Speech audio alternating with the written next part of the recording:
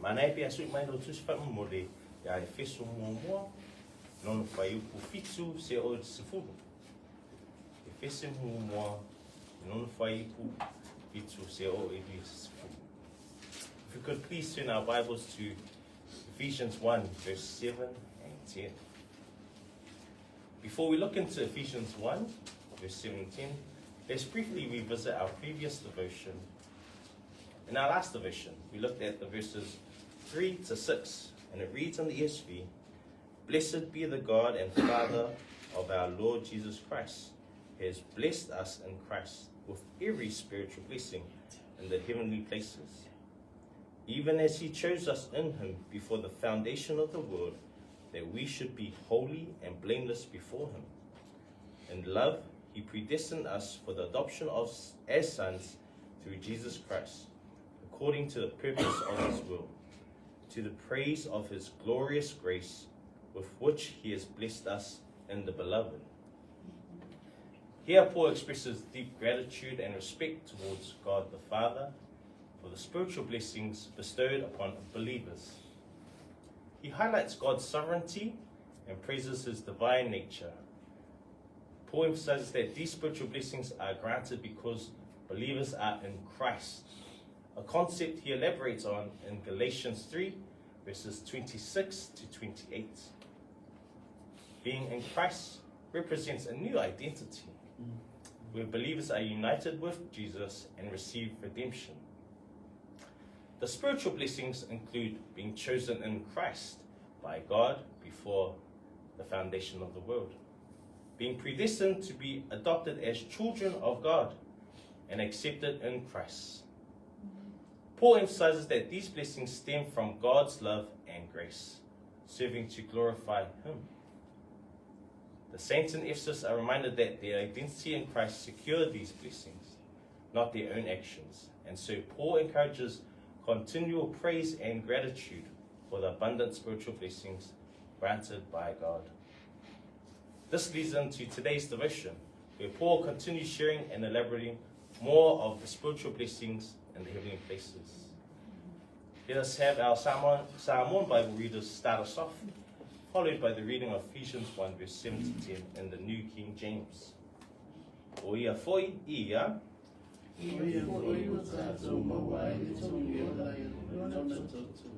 O le whamanga luina o ansala. I tusa ma le noa whaolai o lona na matutu noa. O ia whakau puti le mai ai ai tātou. I le poto uma antora na whakausa. I le ua whaiko mai a te tātou le mea lino sai lona fina mare. E tusa malana lava kule tu noa. Leia tu wai I lona lava fina ngano. Ina rea na whaopo I ea ki Kristo. I le sauninga I le whaatoanga o tau sana. O I lātou malava o I le langi. A toa mai lātou o I le larolangi. In King James Version, in him we have redemption, ia.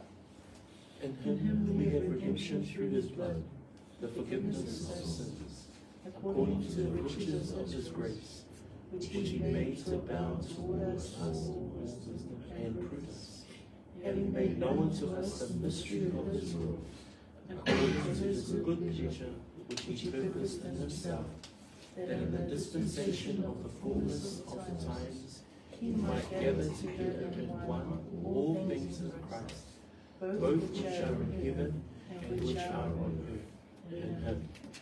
Praise God for reading this word today, family. When we read these 4 verses, we see Paul sharing more of the spiritual blessings that the saints in Ephesus received by their faith and identity in Christ. The next 2 spiritual blessings, following the first few shared in verses 3 to 6, are found in verse 7. Paul writes, in him we have redemption through Christ. Through his blood. Paul starts this verse off using the words in him to remind and emphasize to the saints in Ephesus that the spiritual blessings they receive are because they are in Christ. In fact, Paul uses other details within these verses to point to Christ as the sole reason behind these spiritual blessings. Other than using the words Christ, or Jesus Christ, Paul uses details such as through his blood in verse 7, holy and blameless in verse 4, and beloved in verse 6 to point all these spiritual blessings back to Jesus Christ.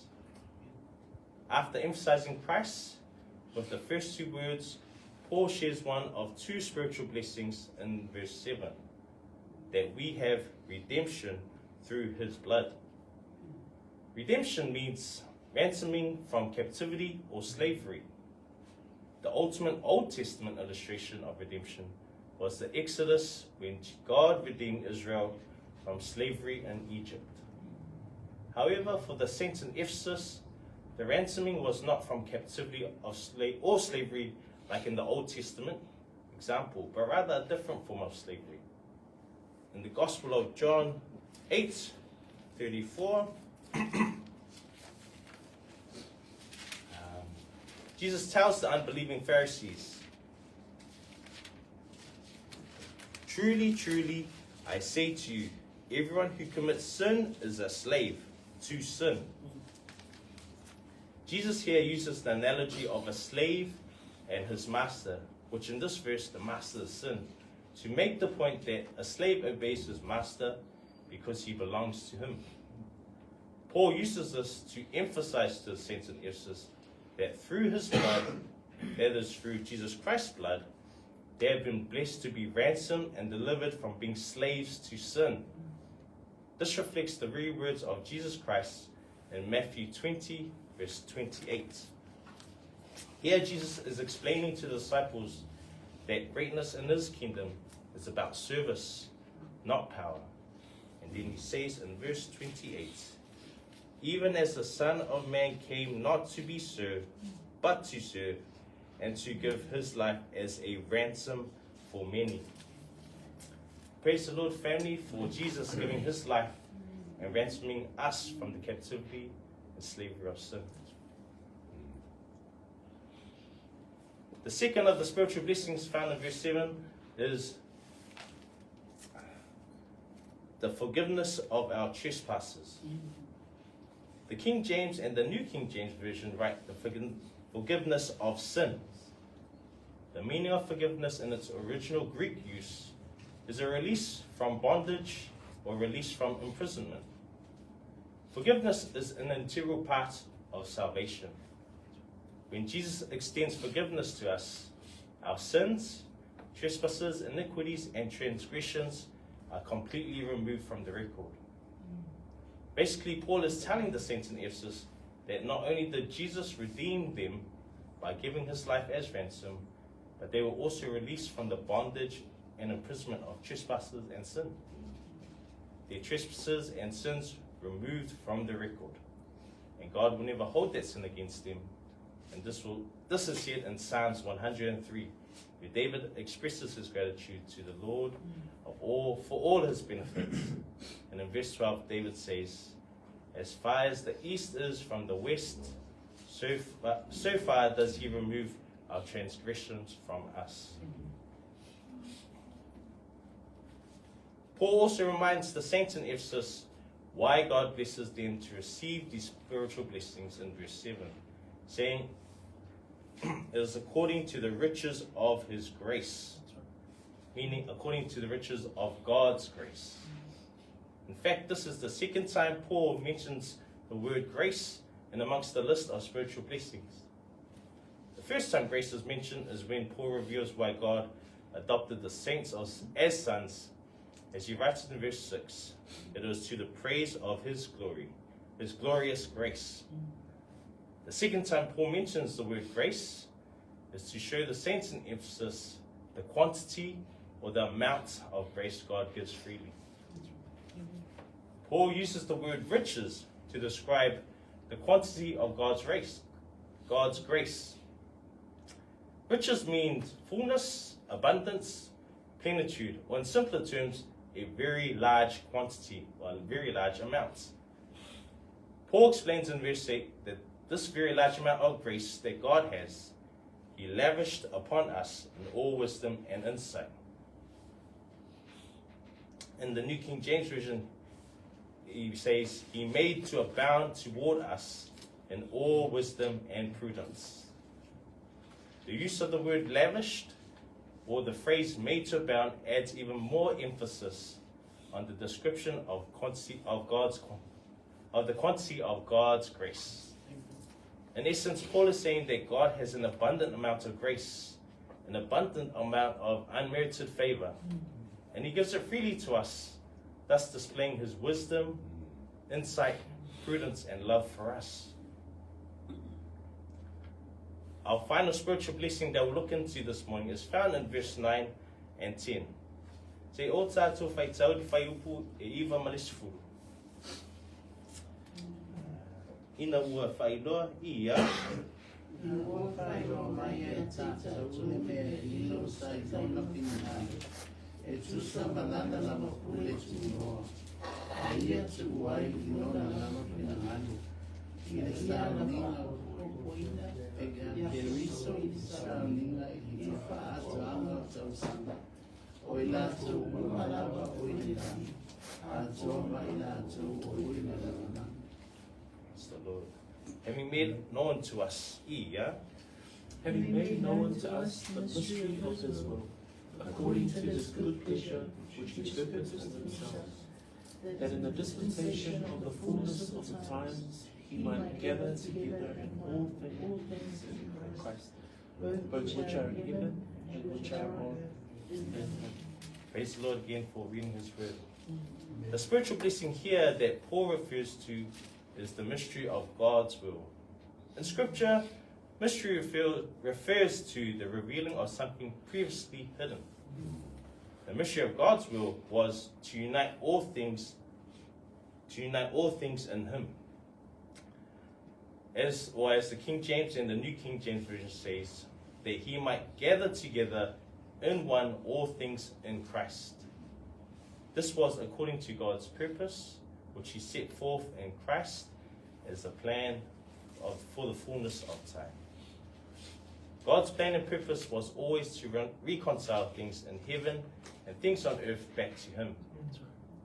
However, it could not have been completed until Jesus Christ's death on the cross and subsequent resurrection. As a result, all these spiritual blessings are blessed from God to not only the saints in Ephesus, but to all believers just like us. Praise the Lord, family. In these 4 verses that we have covered, we see Paul elaborating some more of the spiritual blessings given to the saints in Ephesus through their faith in Christ. He emphasizes the significance of redemption through Christ's blood, the forgiveness or freeing believers from the bondage of sin. Paul also highlights that these blessings are given abundantly by God's grace, demonstrating God's love and wisdom. Finally, Paul reveals the mystery of God's will, which is to unite all things in Christ, showing God's overarching plan for reconciliation. Praise God that these blessings are not limited just to the saints in Ephesus, but they extended to believers like ourselves, bringing attention to the significance of God's grace and purpose. All glory to God. Amen. I'll close our devotion in prayer, and we'll have the brothers play another song before we get into our time of corporate worship. And during that time of corporate worship, may I ask that you add these 2 things into your prayer time. Come on, morning.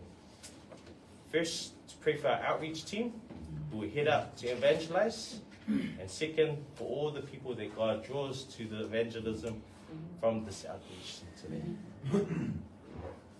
Let us pray. Father God, we thank you, Lord. Thank you for your word this morning. We give all glory to you because we only receive this because of your plan and your Son, Jesus Christ. Lord, we praise your name always. And as we head into a time of corporate prayer, Lord, we just pray that we continue to pray for all these things to be unto your will. We ask this in your mighty, most precious name, our Lord and Savior Jesus Christ. And we all say, Amen.